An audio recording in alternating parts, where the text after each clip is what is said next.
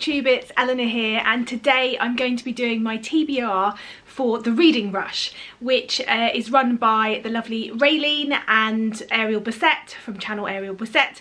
Raylene used to have a channel, Padfoot and Prongs, but I don't think she makes anything on her channel anymore. But they have been running the Reading Rush now for a couple of years, and it is such good fun.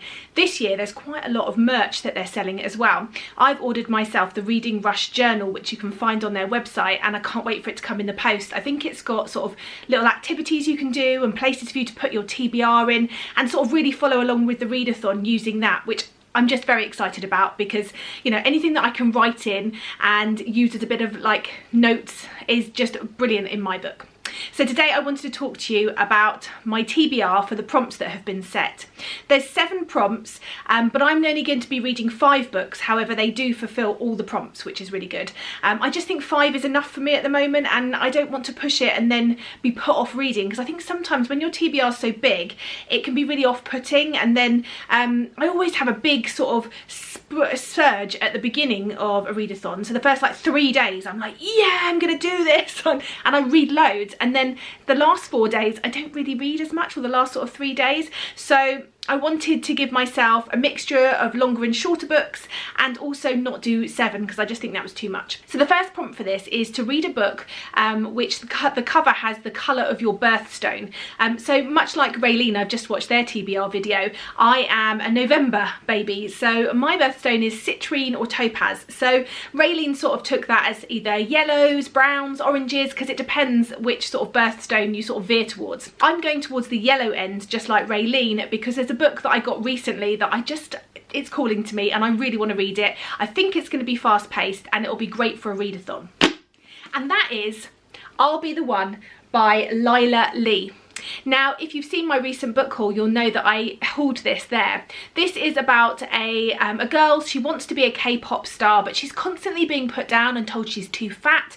And so she's just like, no, I'm not taking any of that. I'm going to go out for this competition. She gets through to the next round, but she's there met with these sort of unhealthy beauty standards when she gets through, and you know, people fat shaming her, and there's not much body positivity going around. I think she makes some friends. I think she stands up for herself and proves that she can be just as good as anybody else. I really like K-pop. It's not something that I am as sort of adamant and fanatical about as some people. I think maybe I sort of missed it generationally, but I do appreciate it. It's certainly something my 7-year-old has started to really like. She's been watching a lot of Blackpink. She likes doing the Blackpink dances on Just Dance, so I have been listening to a little bit more, but this is one that I'll be picking up for that prompt. The next prompt is to pick up a book with "the" in the title. I am going to be tying this prompt also with a book set in another continent to yourself. So if you didn't know and you can't tell from the accent, I am from the UK. So I am going to be reading a book set in a different continent. So this book has "the" and is set in a different continent. And that is The Girl with the Louding Voice by Abby Dare. This book is set in Nigeria, in Lagos. Our author is a black author, also from Nigeria, Lagos, and I think, you know, I'm trying to pick up more books by black authors, and I think I need to make conscious efforts as well when it comes to things like readathons, to be including them into my TBR. This also, I mean, it could fulfill the prompt for the colour of my birthstone as well, so if I get desperate I could use it. But it's got "the", and this is a book set in a different continent. It's about our main character, who is called Aduni, and she's 14. She's a Nigerian girl, and she's a girl, so she's not really given a voice. I believe she's sold off into a marriage to a much older man. She's then sold to be a domestic servant in a wealthy household, but something's happened to someone that worked there before, this person called Rebecca, and she doesn't know, and she's trying to uncover things. And I think she's constantly been told, don't speak, you're only a woman, you're subservient, don't use your voice. And I think this is about her learning to speak, to stand up for herself, and discovering what happened to this woman Rebecca who was there before her. The next book is a bit of a tentative one, because it's meant to be a book where you've seen the film and now you're going to read the book. Firstly, that doesn't normally happen for me. Once I've watched the film, I don't want to read the book.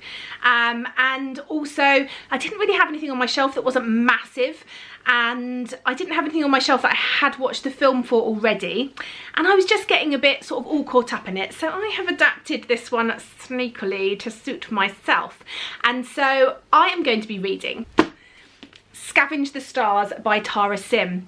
This is a book which is based on one of my favourite books and films. It's based on The Count of Monte Cristo, of which I have read the book and watched the film and loved both, and so I think this fits. It's a book which is a retelling, so I'm going to use this one. It's going to work, and I just can't wait. This is about our main character, Amaya. She's been kept sort of prisoner in servitude working on this merchant ship. Something's happened to her family and she's been having to sort of repay their debts, and she's been held captive on this ship for years. She then rescues someone who promises her sort of untold wealth and a chance to get her own back on the man that runs this ship. And that's all I know really, but all I had to hear really was that it was a retelling of The Count of Monte Cristo, and I was in. The next prompt was to read a book in your least read, or the genre that you are most scared of reading, or you haven't read much of, or you don't read much of. I am tying this one with the first book I touch. I decided that I was going to look at the SFF genre. I then looked along my shelves, and the first one that I pulled out to just look at is the first one I touched, and it's the first one that I've decided to read. And that one is To Be Taught If Fortunate by Becky Chambers. This is perfect for a readathon. It also has my Birthstone colours on, so you know, if I'm really desperate, I could use it for that as well. It's the first one I touched when I knew I was looking for SFF books. I haven't read science fiction and fantasy, especially science fiction, at all really this year. I just love science fiction and fantasy. I just don't know why I've got out of the habit of reading it. This one's perfect for a readathon as well, because it is only about 120 pages. It also falls into the category of a short story. I really don't get on with short stories. There's something I really struggle with. So it fits into quite a few things. I haven't read much science fiction this year. I haven't read any short stories, I don't think. Maybe one, and so this is going to fulfill my prompt for that one. So the final prompt is to read a book outside, and for this I am shielding, and I will be shielding still until the 1st of August. I am allowed to go out for a walk, but I tend to do that with my daughter. It's not really conducive to audiobooks because it's our time to sort of talk to each other as a family. However, I've got a back garden, so I shall be picking a day in the week that it's not raining, putting my hammock up, and I shall be reading this one. It's Food Wars, a story by Yuto Tsukuda and art by Shun Seiki.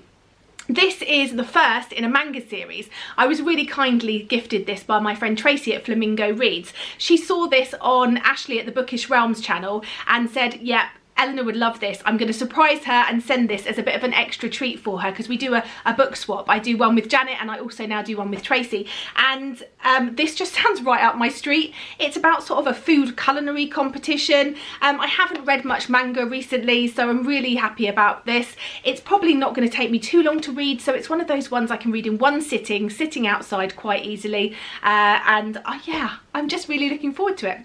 Now, I've got so many books in here that if disaster happened and I was in some sort of reading slumpy time, I could probably read 1 or 2 of these to cover all of the challenges. So I'm feeling pretty confident that I can get through these. I'm really looking forward to it. I'm hoping my journal's going to come before the reading rush starts. I have had a notification a few days ago. I ordered it literally the day that they put up the notice that they were for sale. So I'm hoping, I've had a dispatch notice that it's going to get here, fingers crossed. And yeah, what are you reading? Are you taking part? Are you going to get the journal? Have you got any other merch? What is on your TBR? Let me know, and I look forward to speaking to you soon. Bye for now, BookTube.